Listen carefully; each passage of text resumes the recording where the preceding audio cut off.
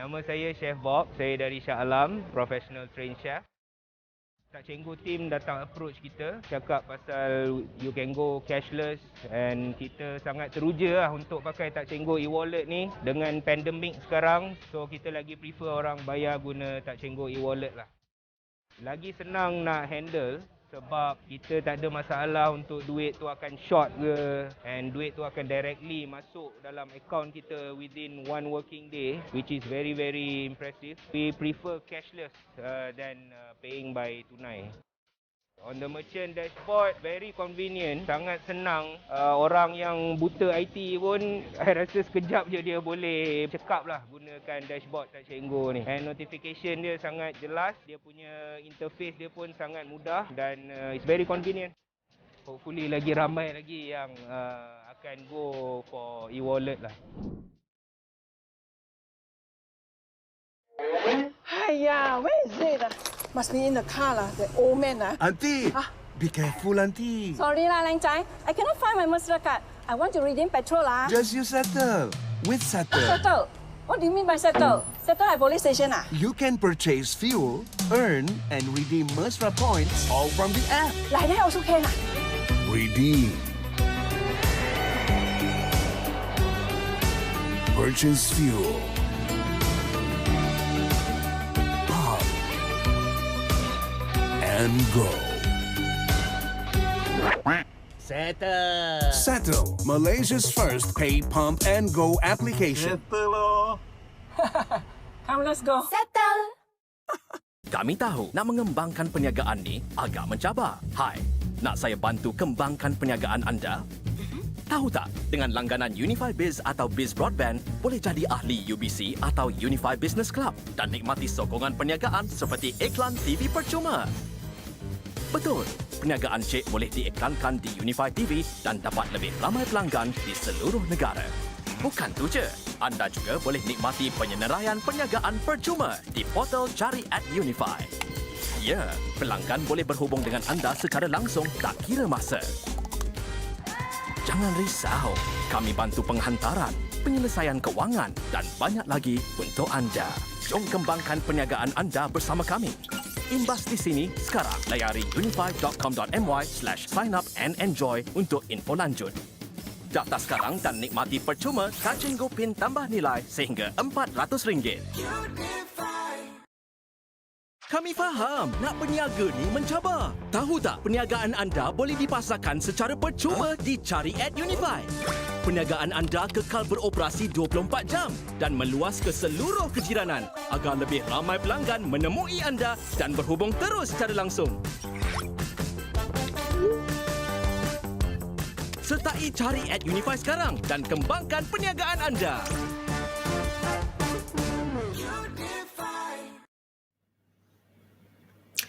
Hello everyone, welcome to another session of Reboot by UBC. My name is Daphne Eiking, your moderator for today. We are back with Reboot 5.0, brought to you by Unifi Business Club, or better known as UBC, an online forum bringing together industry experts sharing market insight, tips and tricks, as well as all these wonderful solutions for all you SMEs out there. Now, for those of you who may not be familiar with Unifi Business Club or UBC, it is basically a community platform that houses over 380,000 SMEs nationwide, providing complete business solutions, which allows members access to expert advice, marketing tools, as well as all these wonderful benefits by leveraging on partnerships with the best industry players. So this is, of course, all part of Unifi's continuous effort to help businesses stay relevant and to grow in the market, even in the now norm, by providing them with the relevant tools and support that helps businesses stay connected, productive, as well as efficient.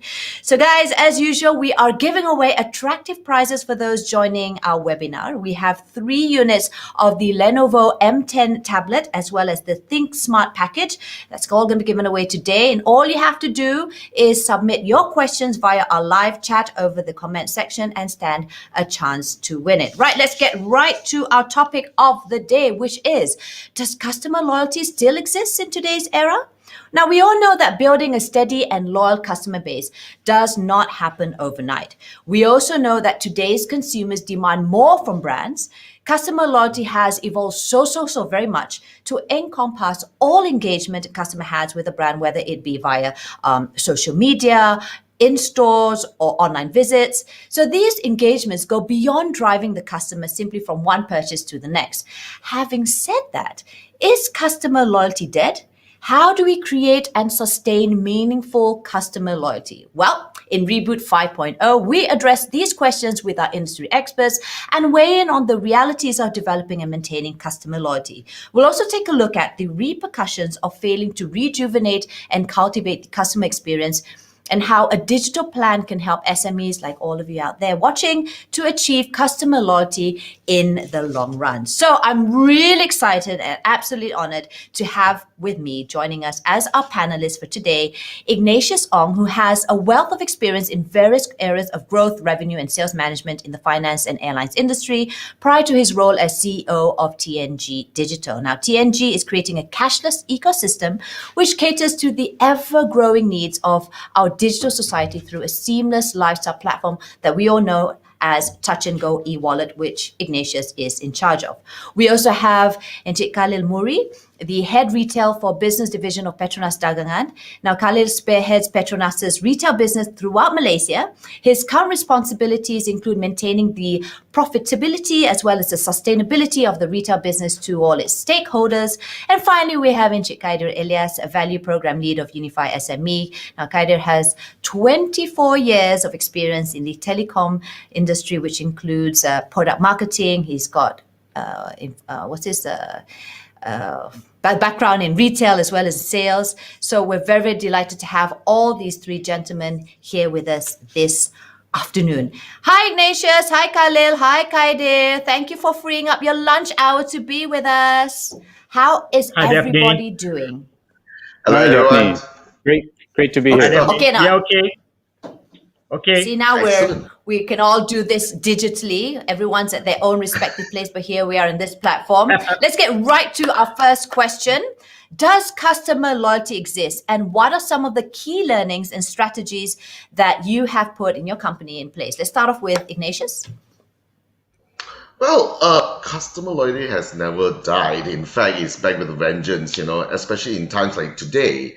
Competition is stiff. You've got to get your fundamentals right. So to me, loyalty is all about, not just about the point system, not just about a stamp card, but making sure that your product and services that you prefer to your users and your customer is right in the first place. It caters to their needs and wants, and making sure at the end of the day that we address the pain points of the users and the customers.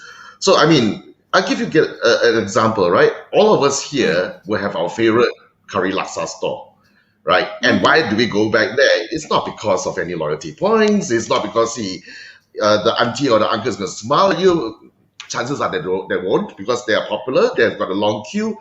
But you're back there because of one thing and one thing only. It caters to your needs and wants. In this case, particularly your taste buds. And you're back there over and over again. And they know that if they are not keeping ahead of competition and, their products or their curry laksa is unsurpassed, people are just going to go away. So to me, loyalty, getting your fundamentals right.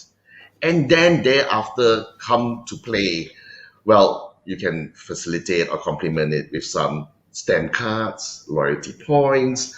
But if you do not have the right product in the first place, I can almost guarantee you it's not going to come back anymore. So to me, customer loyalty continues to strive. In fact, like I say, back with the vengeance, especially in times like today, a lot of competition. Everyone thinks that they can do what you do, but you got to just make sure you are ahead of the curve.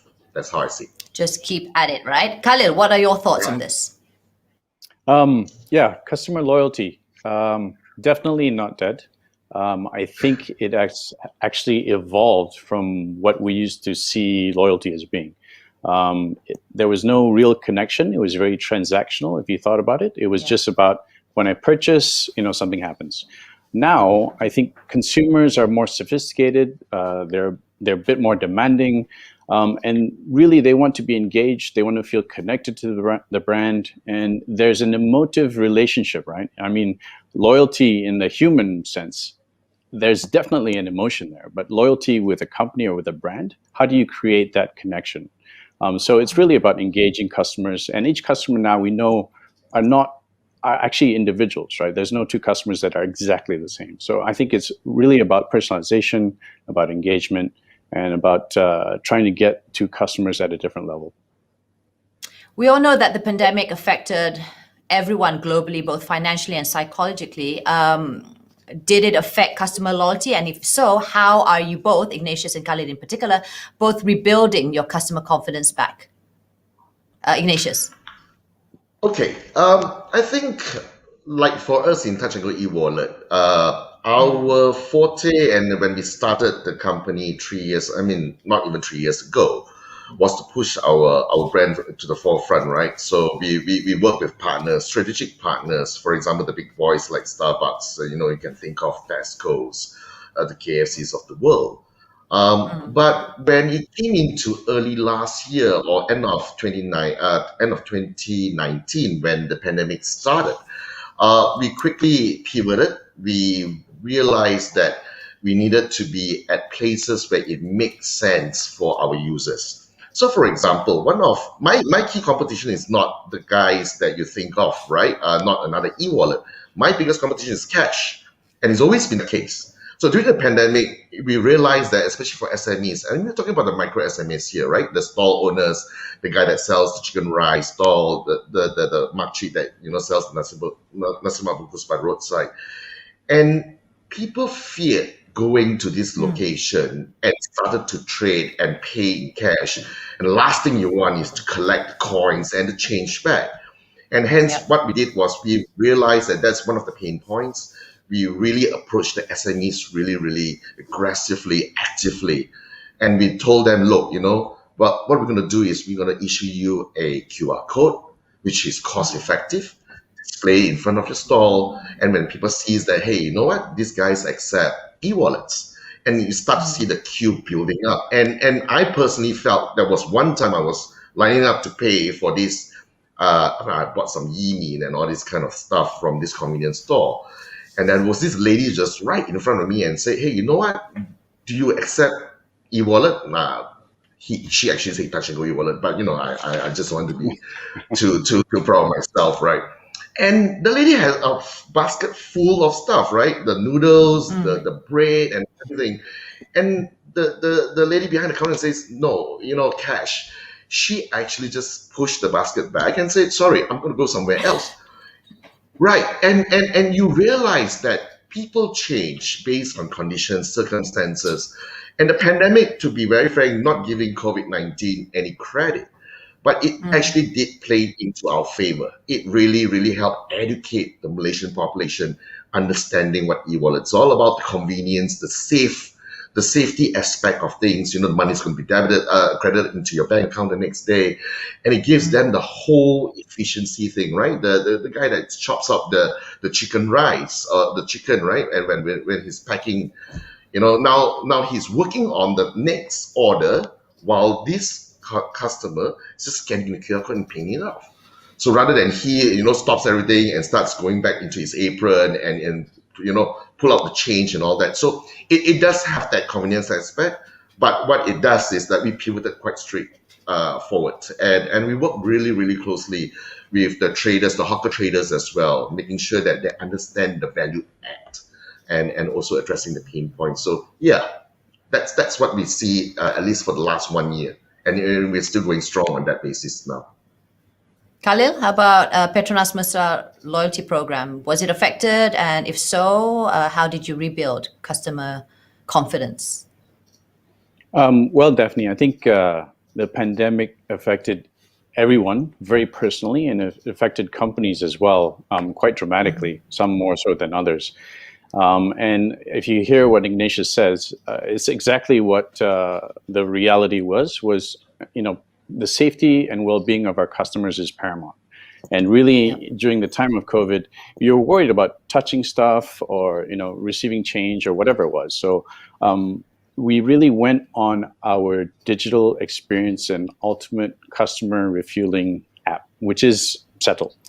So we amped up a lot of communication on Settle. We said, look, you don't need to pay at the pump anymore. You don't need to queue. Loyalty is now embedded within the whole system, so it's cardless if you're using Settle. So if you imagine a customer now no longer has to carry around a card, they don't need to carry cash, you can use it to buy fuel, you can also use it in the C-store. So that was the whole, I guess, marketing push that we did from that perspective. From a customer social responsibility sense, one of the key pillars for us is really how do we build communities. If you think about Petronas, we're a part of almost every community in Malaysia. 15 minutes, 20 minutes, you can probably find a station someplace. So we are a part of the community, and we want to support the communities that we're in. So a big push for us was also our program called Love Local. And that was all about sustaining your makcik yang jual nasi lemak, or the makcik kuih, or even, and basically it's the local entrepreneur, and now support your local business, because these are the people, these are the families, these are the companies that all need our support right now. So that was a big program for us and a big push. Ignatius, you specifically handle TNG's digital platform. What is the digital perspective in relation to sustaining customers' confidence? I know you touched a bit about it earlier on, but yeah, anything else you want to elaborate on that? Well, I think it's again back to how we continue to excite our users and our partners, in this case, mostly the merchants, right? And digitalizing a lot of these micro SMEs makes a lot of sense, right? And it's not just about the static QR code that we display on the merchant counter. It's all about, making sure that the whole journey, the whole experience for the merchant is seamless. So, for example, one of the first key questions that the auntie or the pakcik or the uncle is going to ask me is, how am I sure that the money is in, right? How am I sure if the transactions went through? And I think this positive skepticism, but having said that, what we did was we built what we call a merchant dashboard, of which is digitalized onto the e-wallet itself. And what this person does is that he can actually activate that, that phone vibration. So when a transaction comes in, he may have the smartphone at his back pocket. He feels it. Oh, yeah, it just came in. And some are more, I wouldn't say the word cautious, but they want to see that the number comes in, right? And it's the right number. You have to show it to them, right? So we show it to them. No, they don't trust you all together, right? They will pull up their smartphone, and they look through that entire itinerary or the transaction list and say, okay, the amount came in. And what we did was we also graphicalized it, the whole thing. So you actually see bar charts, today's transactions compared to yesterday, so they can actually then also plan in terms of buying their raw materials. So in one way or another, it's not just about the safety aspect, but we are also giving them some sort of like we call it a CRM tool for them to actually start planning their raw materials and planning to make sure that their sales are met the following day and the following week as well. Nice. Kadir, what were SME's key observations on customer loyalty pre and post-pandemic? Well, for me, Daphne, there's no much difference between pre and post. Because for me, customer loyalty for me is always a conditional.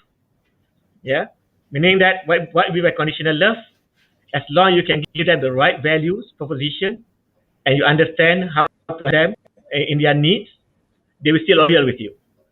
Be it before, be it after, right? The only thing that the solution that you want to give them may change before pandemic and after pandemic. Okay, for me, I see that for SME, for example, last time the pinpoint after the pandemic was towards how they want to reach customers, which is actually sitting at home. Especially those actually is running business based on outlets, brick and mortar kind of businesses. How you can reach customers who are actually not allowed to travel or make a trip to your shops. Yeah. So therefore, for me, is how you create value to those businesses. Yeah. So you need to come with the right solutions for them. We need to understand what their pain point, how to ensure they are able to survive during these pandemic situations. And therefore, for us, appreciating the challenges that they face, we believe that they need help on how to make themselves more digital. Well, IO and also Khalil have solutions for them with payment, so on and so forth. Yeah. And for us, how we play our role actually is helping those SME communities. One of the ways that we are actually providing values to our customers and so on is providing, among others, is about knowledge how to go to digital. Besides offering the connectivity solutions, how they want to embark on digital platform, how they can make their business visible on the digital platform, that kind of things. So this how we can create values to them. Hopefully that, when we position ourselves as partners to them during the time of needs, that in a way create loyalty of them to us as a provider, because we play a role as a partner, just not purely as a provider. Giving them values where they need it most. During the time where they need us most, that's where we comes in. Yeah, so that's why UBC. Because orang boleh cuak kan, takut juga. Like all those SMEs, micro businesses, they've never done digital, so it's a bit scary in that sense, intimidating. So it's great that you offer these, basically connecting them to the right digital platforms lah. Betul tak? Yeah, betul. Alright. And also the solution is just not purely connectivity. I mean, when it comes to business, they also need to know how to promote and sell their products online. So that's where it comes to advertisement, for example. They need digital marketing solution. They need payment as well, how to make payment after they go online. So how they pay, maybe via Touch and Go wallet, via, Settle, so on and so forth. This how actually people can make payment. Then about logistics, about financials. So these people need to know these are all the facilities that they can access to and where are the information they can get access from. So therefore, we want to play that role, become so-called the partners providing the holistic ecosystem to our businesses. Yeah, that's what is among the objective of our UBC, helping them on all aspects of the businesses, not limited just to our services, but what are the things that they needed to run their business. That's great. That's great to know that. All right, Ignatius, you joined TNG in August 2019, just a few months before the first lockdown in March 2020. Tell us a little bit more about what customer loyalty initiatives were probably the most challenging, both currently at TNG and those that you faced when you were in the airlines industry. Okay. Let's put it this way. When I got on board, one of the first few things we needed to pick up and run really, really fast is to get our brand out there. So we didn't think too much about how do we nurture from a loyalty standpoint, but making sure that we are at the various relevant touch point is key. Hence, that's what we did. But again, I think last year itself, what we did was we needed to go to the next phase. We needed to evolve ourselves to make sure that we have a loyalty program, so to speak. But again, going back to what I said earlier on, making sure the product makes sense, is something that it caters to needs and wants is key.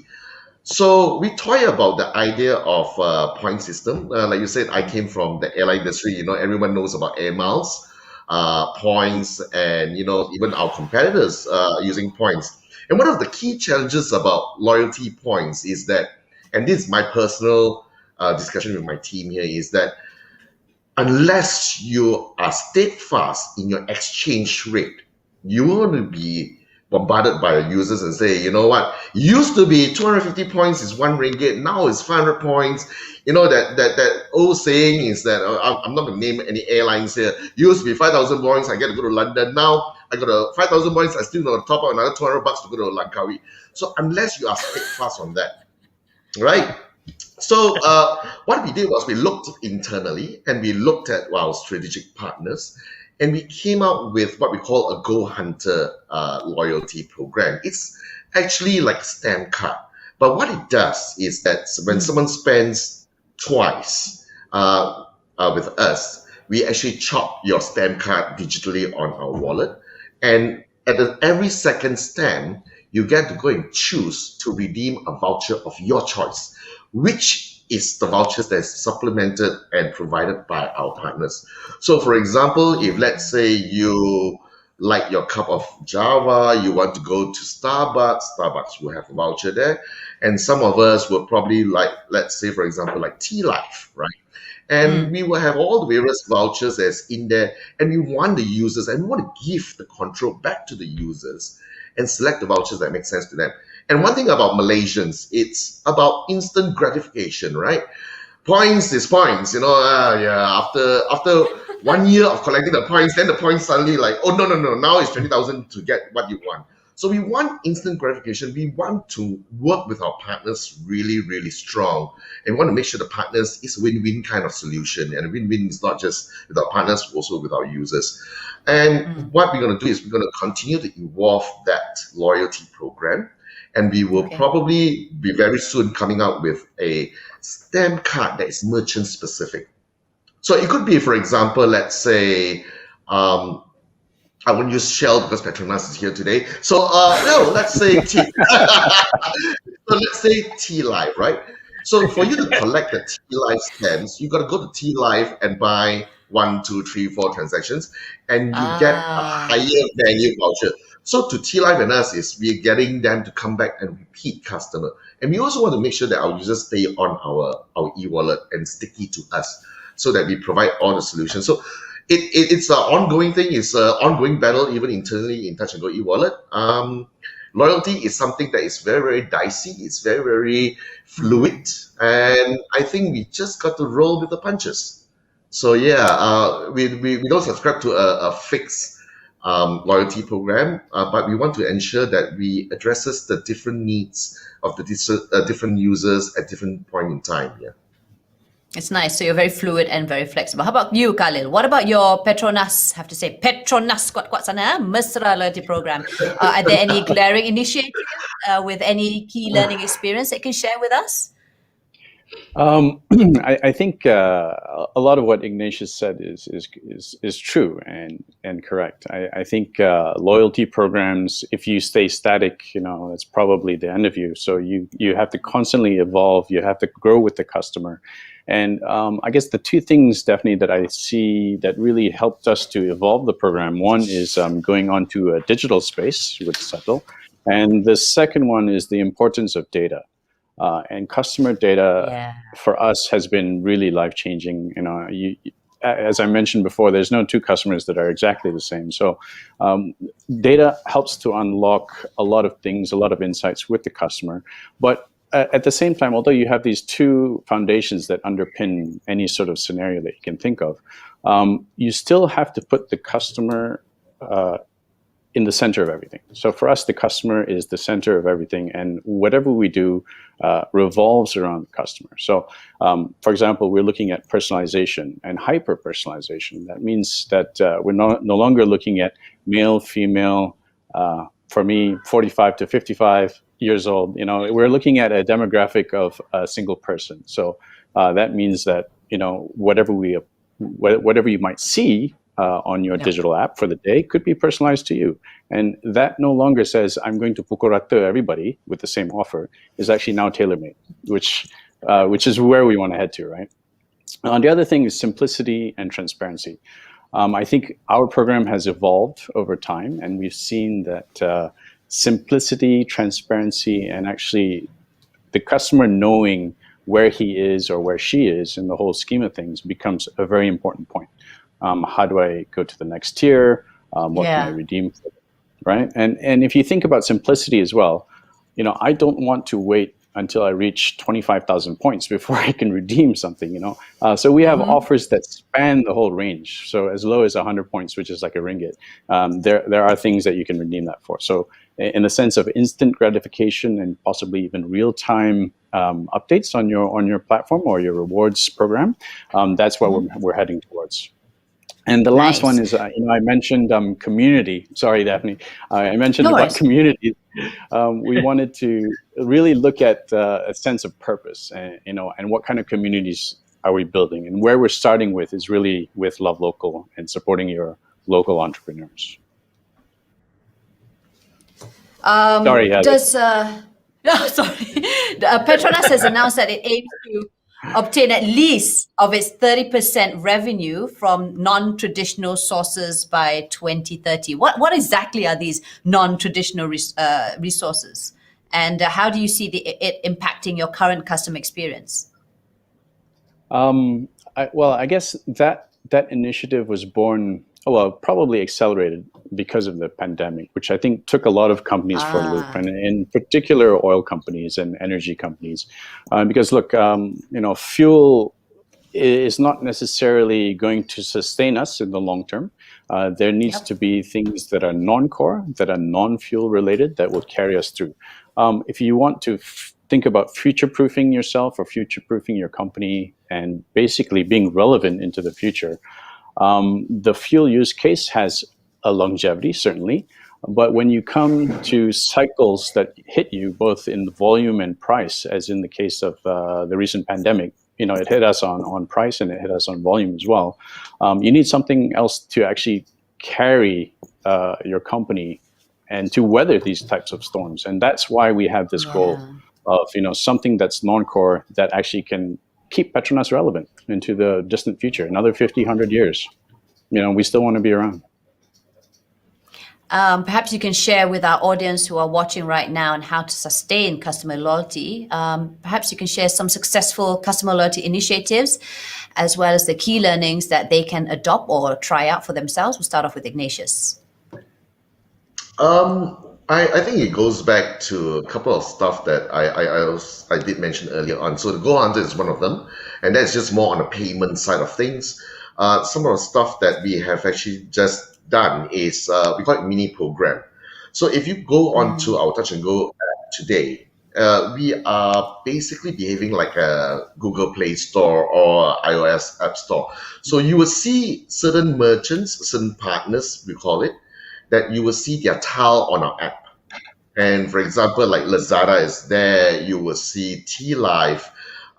Very, very soon you'll be seeing some other big names coming on board. And this is the whole point of doing this, is that you want to build that whole ecosystem.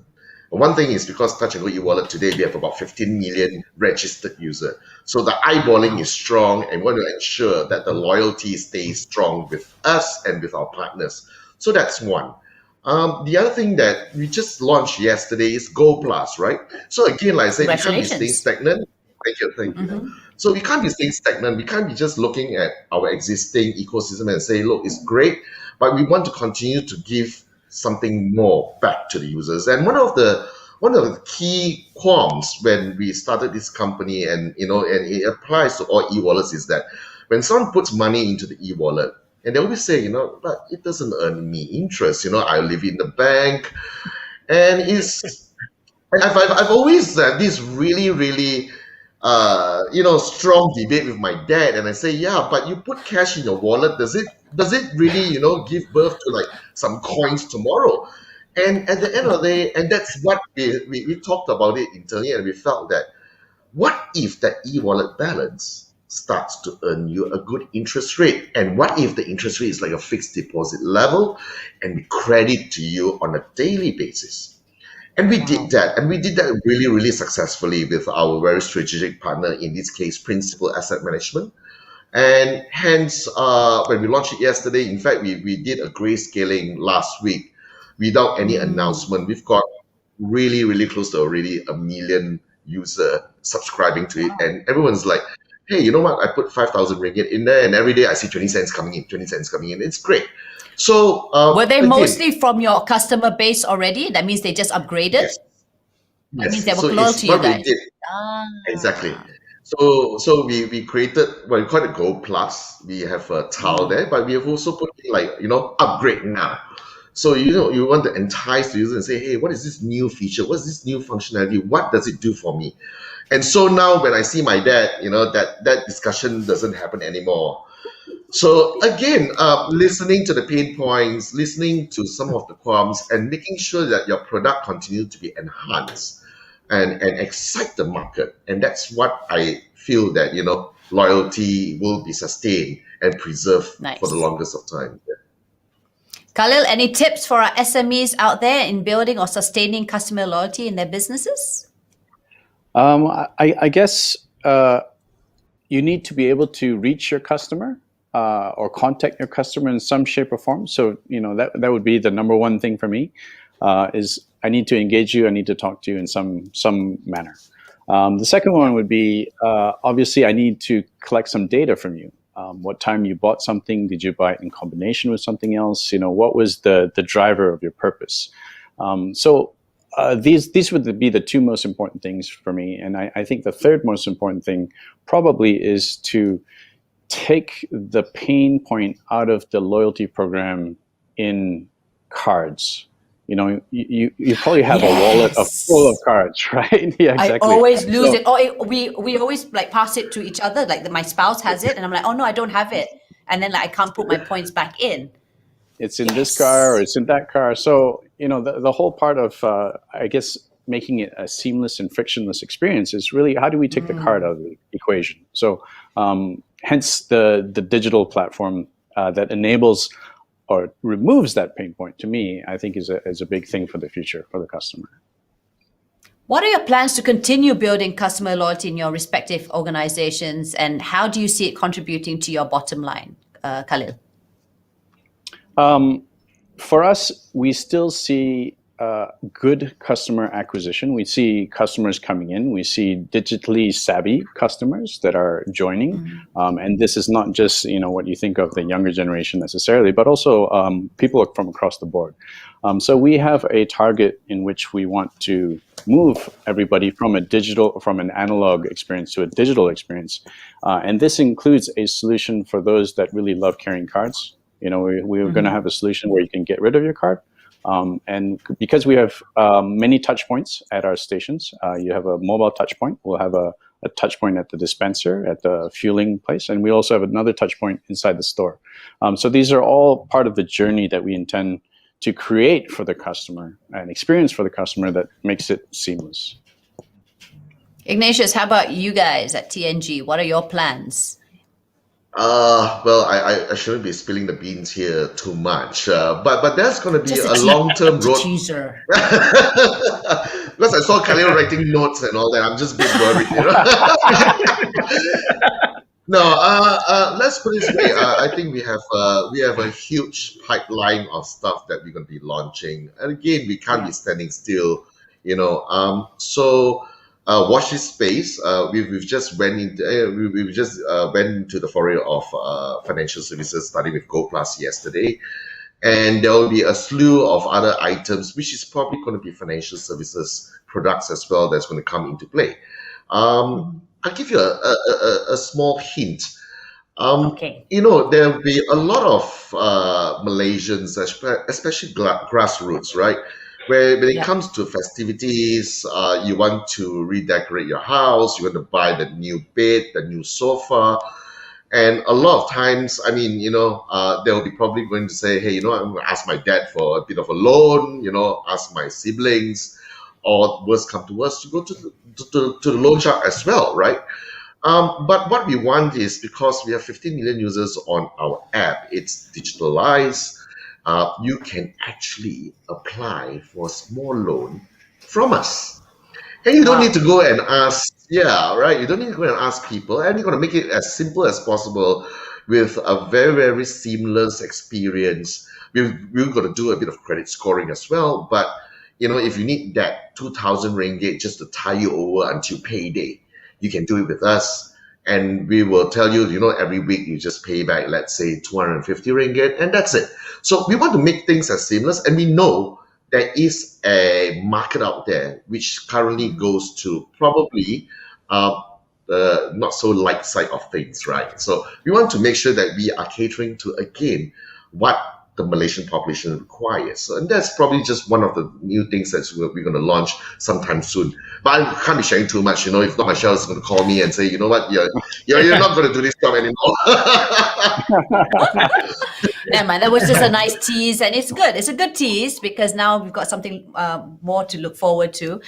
Now, gentlemen, all three of you, how can other businesses, all the SMEs and micro businesses, work hand in hand with either Touch and Go or with Petronas or Mesra Loyalty Program, and even with Unifi? How can they work together to sustain customer loyalty and to expand their business? Let's start off with the Encik Kaido, since I've been sort of like, I think he feels a bit left out like that. Encik Kaido, what do UBC and TMSME have to offer? I think our approach is very much different from what IO and Khalid is approaching. I do not have any card to distribute to the customers, right?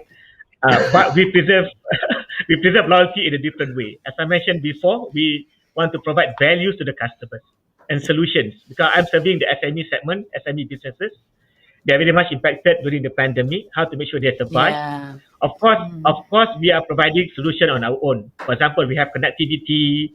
We have also our voice services, Unifi Mobile. We advertise their product in our Cari at Unifi, our portal.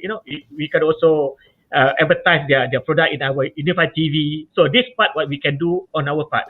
But I also believe that for customers to get a solution, for us to provide a solution, we cannot work as a standalone. Yeah, in order for us as provider to create value, we have to have partners. For example, we are partnering with Touch 'n Go, with Petronas, and some other players as well, like Lalamu, for example. Because while you want to provide a solution to the customers, it must be like end to end. Yeah, because for example, F&B kind of retailers, okay, you want to sell food, you want to pay. So payment, it can be done by all our e-wallet partners, for example. But they also did logistics for delivery. So we work with Lalamove. So it is a solution. So we are not just confined to provide solution based on what we have, but we actually provided an ecosystem that can provide the holistic values to our customers. That's how we retain loyalty. Meaning that we don't just do on our part. Macam kita nak jual air lah kan. Jual air. Air saja, in the mall, you must have foods, for example. But you are good at selling drinks. So you're good at that, but you partner with the rest at selling foods. Laksa and sebagainya lah. So that's what we are doing. Have a holistic solution for the customer. But we need to understand the persona of the customer as well. Because what the customer values can retain loyalties. If you don't provide the right values, regardless you partner with anyone, that don't see as a value to the customer, you will not retain the loyalty as well. They move elsewhere. Like rightfully mentioned by O and Khalid, the market is just spoiled with choices lah. They have a lot of people out there. So as partner, as businesses, you need to reinvent yourself and innovate. Yeah, because if you don't change and stay ahead of competition, you'll be irrelevant. That's why we're trying to give an edge to our businesses to make sure that they be relevant to their business in their respective businesses. Yeah, hopefully that the solution that we provide, that they can still be competitive and can expand and grow their business. That's one on the creation is UBC. UBC also, we understand that some customers are not straightforward for them to jump on board of going to digital, for example. They need to know how. So we are bringing in partners who actually can give them guidance, give them knowledge sharing of experiences, how to go to digital platform. It's the right way to go, but it's not as straightforward as to some.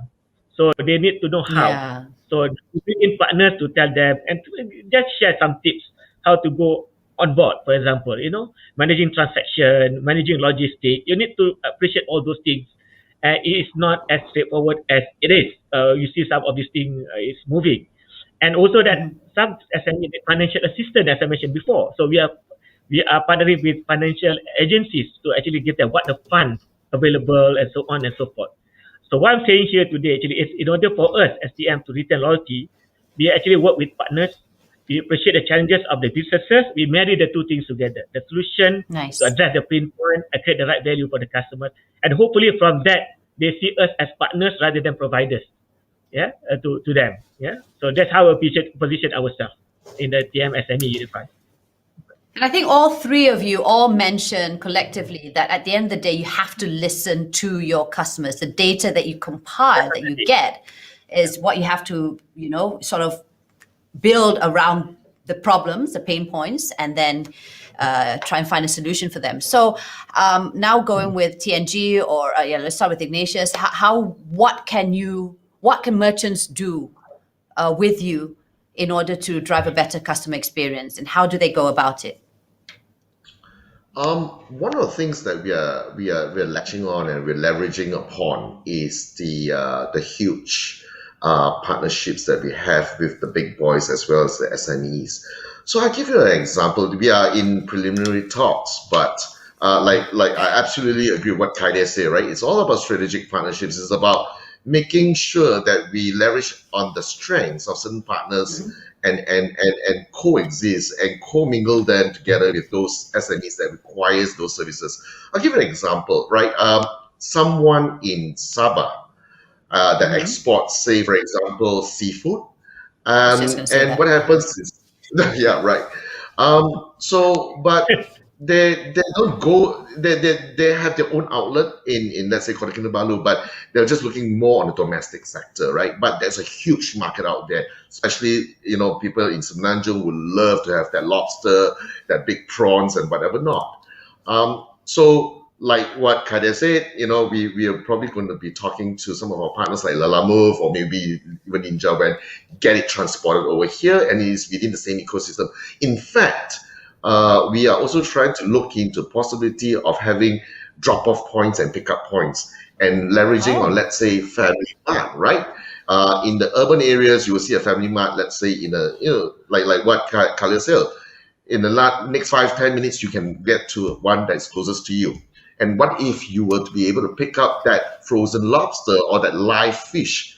And apparently, there are strengths of our partners that we can use, and we can try to see whether we can harness it together and see how the micro SMEs can come into play. And similarly, if you talk to the auntie that sells wonton noodle, she will say, look, I'm not going to be talking to, let's say, food delivery guys, the Lala Move guys. I don't know who are these guys. Now, what if we patch them up together on our app itself? And Lala Move will be the one and say, don't worry, there's an order to come into, let's say, the auntie for the wonton noodle 3 packs. He will go and pick it up. Lala Move will, let's say, gets his or her delivery fee, and the auntie just made sales, which she wouldn't have without this kind of collaboration and without that kind of ecosystem. So those are some of the things that we are working together with micro SMEs now. We are trying to also create a marketplace within the app itself, so we can bundle it together, let's say geographically. My office is in Bangsar South, so Kampung Kerinci would be a very, very strong community that we would like to work together with them and see how we can actually get their food, their F&B stuff, their products out to, let's say, the surrounding area. So those are some of the things that we can work with. Khalil, how about for Petronas Mesra Loyalty Program? How can merchants be on board, and what can you do to help them? Well, definitely. In 2019, actually, we opened a redemption portal in which we onboarded partners. Yeah, so we had about we have, I think, more than 80 partners right now. And just last year, we ported the whole portal, the redemption portal, onto the Settle app. And we found that redemption rates on points actually increased quite dramatically. The whole thing is really an ecosystem outside the fuel and convenience store redemption case. And in that sense, if it's a coffee, if it's an ice cream, if it's a ticket to a movie, or once things open, a ticket to Legoland and whatnot. These are things that are all within the ecosystem that we're trying to build a partnership. So if you can think of it, it will be there. And again, it's creating that community, that feeling of belonging, the ecosystem of, look, this is the program. It's not just about fuel. It's not just about the C-store. It's about a whole host of other things. Can I just ask you quickly, Khalil, do contests work for you guys? You know how you've got this recent, was it race and pump or something, where you stand a chance to win a condo as well as a Mercedes-Benz, like a luxury car. Do people actually do you see more interaction happening or engagement when you run contests such as these? Sure, absolutely, Daphne. We definitely see a lot of traction, a lot of interest in that particular program. We introduced a new premium fuel called Premax 97 with ProRace. So in terms of running this, it's really about targeting that specific customer and that specific user base. So it does have a lot of benefit to us, yes. All right, gentlemen, we've got lots of questions coming in from the public, but just before we go into our Q&A, so just so you guys can get a quick gulp of water, a gentle reminder to all our viewers watching us from home or wherever you are at, that you do stand a chance to win a Lenovo M10 tablet and Think Smart package. All you have to do is put in your questions at the comment box right about now. Or if you have done so already, we've got some of the questions that we have already sort of selected. So the first question is, let me just get it out here because it's been sent here. All right, it's here. Let me see, because they just... Okay, question number 1. Oh, this is specifically for you, Khalil. I would like to know how Petronas came up with such a brilliant idea of Settle app and its integration with Petronas Mesra loyalty program and referral rewards, which makes a transformation towards a single app e-payment experience for the customers. So how much resources did Petronas put in the end, and what's your target as Malaysia's first pay, pump and go app? This is from Wesley Chan from Harbour Link Group Berhad, all the way from Sarawak. Khalil. Thanks, Wesley, for the question. When we first conceived Settle, it was looking at pain points of the customer. And we actually went into a lot of ethnographic research in which we spent several days with the customer going through their daily life. And what we found was one of the big pain points was when you go to the petrol station, fuel is sometimes seen as a grudge purchase. It's not something that everybody wants to do, but you have to do it, and you do it like once a week. But when you go there, you can queue panjang, or maybe the dispensers are locked up or whatever it is. So when we created Settle, it was to address a lot of those pain points. No more queues, automatic redemption or automatic recording of your loyalty. It's all embedded in the system. It's seamless, it's cardless, it's contactless. So that was really one of the things that we wanted to solve for the customer. Mm-hmm. We have spent some resources on it. I can't say exactly how much, but we did spend some resources on it. And as we evolve these things, there's a continuous spend on it as well. And it's because we're not standing still. We still want to improve and add more features and just basically create a better customer experience for everyone. We're very focused on the B2C market right now, but we are coming up with B2B solutions, and we hope to deliver those before the end of the year. So it's not just going to appeal to consumers directly, but also now there's something for businesses as well to tap into. What is our end state or our end goal?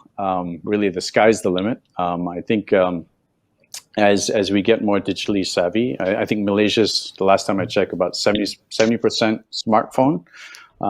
So really you want to be able to engage with your customer, and you want to do it on something that they're holding in their hand. Mm-hmm. All right, we've got a next question here. I'm not sure who would like to take this, or anyone can feel free to ask this. With so many service providers to pick from, price being the most important factor, while many service providers claims they can provide exceptional service, but in the end they fail to deliver.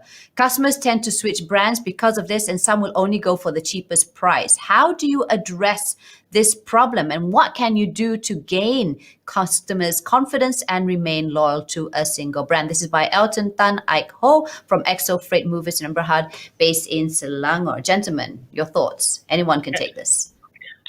Okay, can I attempt to do this first?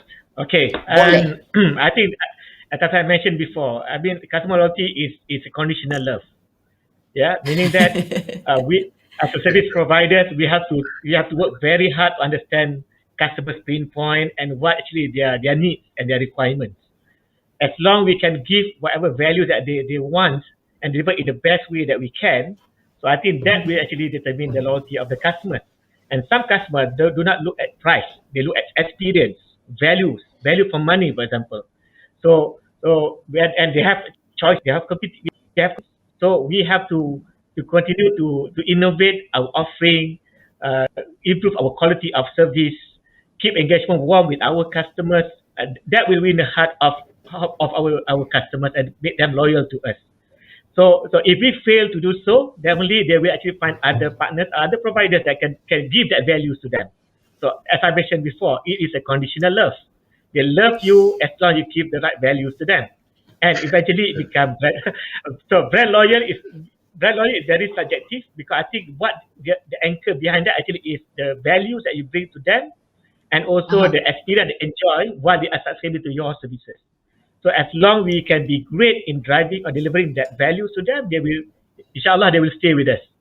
If not, as I mentioned, choices are plenty. So we also mindful what we need to do to be ahead of the curve lah. Tadi kan, IO kata tadi kan, we need to be ahead of the competition. But knowing what others are doing and how we can differentiate ourselves compared to others. Yeah, not only from any service provider in that matter. You have Karipap, or you have whatever product that you have, you need to differentiate in whatever ways that bring value to the customer. Whether the taste, the delivery, the price, you need to know what the pain point or what the customer expecting from your product. Yeah, so that would be your key success factor actually. Yeah. Such pedantic customers we are now, such users. I'm going to move on to question number 3. We cannot deny that besides providing good services to build and retain our customers, spending some money for gifts is one of the factors that helps us retain customer loyalty, as it is a current behavior and expectation. Do we need to look into the costs of payback or return from customers in this case? This is from Hing Ying Mun Mai Eat Kaki from Selangor. I don't know who would like to take this question. Okay. Perhaps I'll just jump in. Yeah, okay, IO. Okay. Go ahead, Sounds like IO. go ahead. Cashless CEO, Okay, go ahead. Well, I think going back, there's always a lot of multiple ways to slice and dice how we actually want to do this kind of loyalty program. And it's not just about talking about payback. It's about the extra mile, the mileage, the legs that you're going to get when you delight a customer. So it's not about, what is the payback period? It's about, are you going to make that next sales? Are you going to make another 10-fold sales in the next round because the customer was delighted? He got what he wants, she got what she wants, and the whole user experience, the whole journey, it's delightful, right? And that's where you're gonna get these guys to come back. So yes, we do talk about, at the beginning when Touch and Go e-wallet started, we have cashbacks. Now we have actually evolved and work hand in hand with our strategic partners to come in and provide vouchers, which is fully funded by the merchants themselves. Because they know that, look, if I'm going to put in 2 ringgit, I'm going to get another 50 ringgit back the next round. And hence it's self-funding, it is self-sufficient, and it's a win-win. So I would go to the level of talking about payback, because I think we would have just stated, and we have come to a level where, everyone's more matured. But it's just more about that repeat customer, the repeat sales, the repeat business that you're going to get in the future. I've got question number 4. Again, feel free to just jump in, guys, if you guys have any input with regards to the questions that I give. This is about social media. I would like to ask whether you agree that social media heavily impacts customer loyalty and perceptions on your services offerings. Thanks, Nur Shahira from Deloitte, for your question. Gentlemen, your thoughts. Okay. I'll go Nobody first. wants the question. Khalil? Okay, go ahead, go. The question. No, go ahead. I'll go Go first. ahead. Khalil, Okay, yeah. I think definitely social media has influences. I don't think people go to news anymore. They listen to social media, even for any news for that matter. I call it, and for you, it's become a more trusted sources when it comes to evaluating a service provider. Coming from other consumer, giving the view about how the experience of using a product or a service. Yeah. So therefore, sometimes it is true, sometimes it's not. But I think that's the part that we need to manage in the current norm, where people listen more to social media kind of thing. So it's a challenge to the providers, but to make things right and so on. But on the plus side, that it also put us on the toe, make us that we give a very good service and quality. It sound bites to us, which way we respond positively to those comments. Yeah, and but if you do good, inshallah, there going to be good also feedback we receive by the customers. So keep improving ourselves and using that social media as a way to have a check and balance to us as well. Don't take it too negatively on that one. But of course, the bugger what you have to put aside, adjust the content of it. But if you keep customer happy, I don't think they can say much about your product and services. But this, I think, is an ongoing journey, because customer expectation keep demanding, I call it. Yeah, today is great, tomorrow is good. The next day is old school. So you need to innovating yourself in the current demanding environment. But definitely, I can say that social media really influence also how people think and also views about your product and services. And we need to keep improving ourselves and be better in what we are doing. Anyone wants to add on to that question? Ayo or Khalil? Sure. That social media? I guess I can speak a little bit to it. I think if a customer does actually take the time to comment on social media or provide a review, then we should be looking at those comments because the customer has taken the time. Of course, social media cuts both ways. It can go very, very well. It can go very, very bad. So I know Kaide was talking about balance. So there is this balance that you do have to look at. But certainly, when you look at a new product and you're doing research, the first things you're going to look at are reviews by other users, right? And that's your source of information. And it's no longer for my kids, for example. If it's on TikTok, if it's online, then that's a fact. It's not. I don't need to go and check.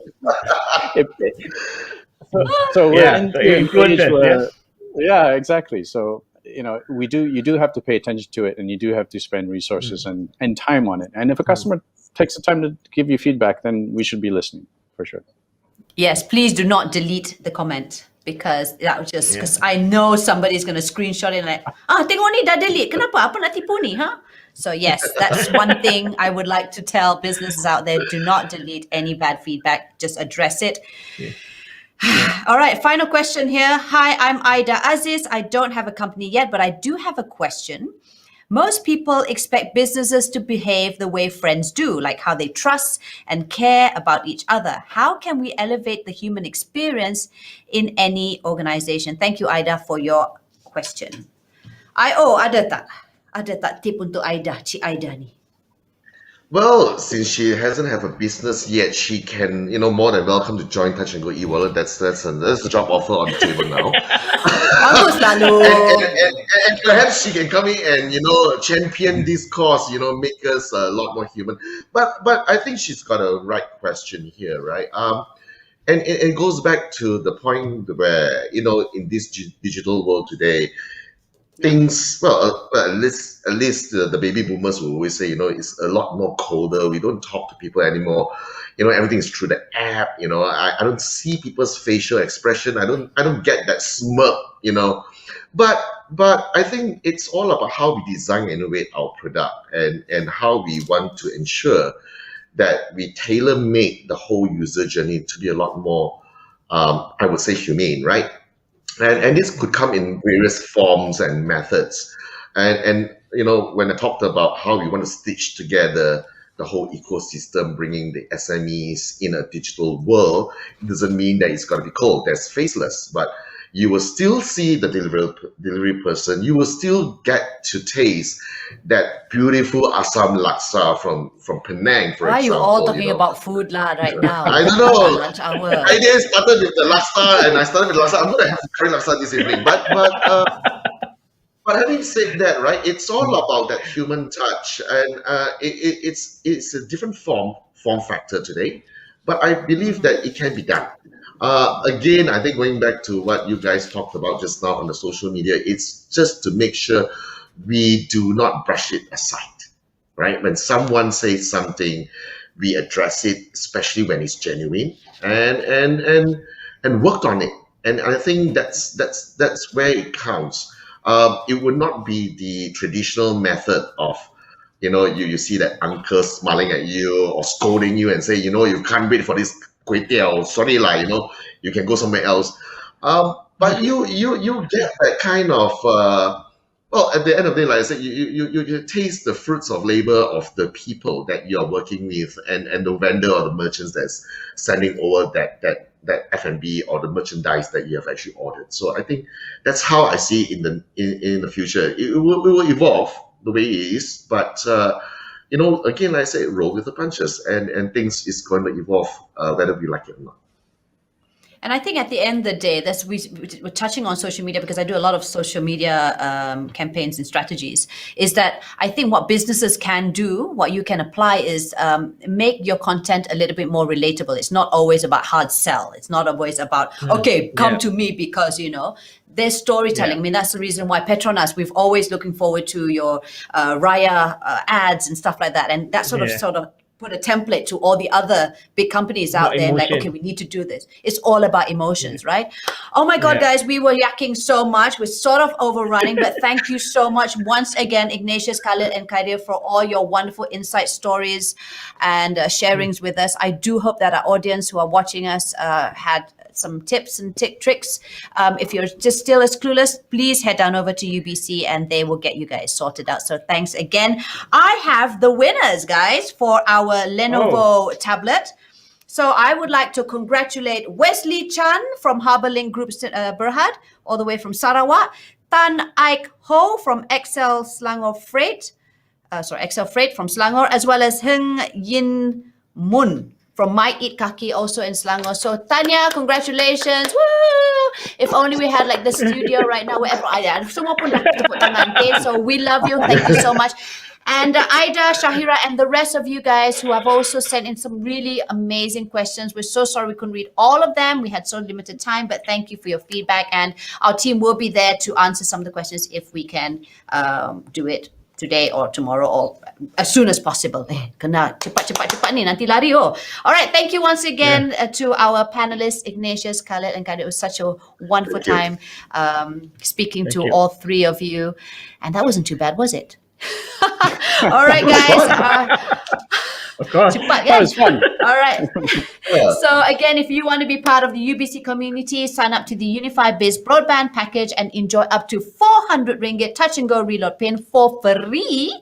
Don't forget to join us, our UBC community, because it ends tomorrow. Kalau tak silap saya, promo ends tomorrow, 31st March. And join us for our Sembang Business. That's something that is an occurring event also on the 22nd of April at 3 p.m. Save the date for that. And our next reboot session, which is on the 23rd of June. So if you're just confused or you don't want to like watch all these dates once again, just senang sahaja. Just be on the lookout on UBC's website, Facebook and Instagram social media pages, and we will update you with all the relevant info and news then. All right, guys, it's been a pleasure hosting yet another round of Reboot. Thanks for watching. Till we meet again, Assalamualaikum warahmatullahi wabarakatuh. Daphne Iking signing out. Peace, y'all.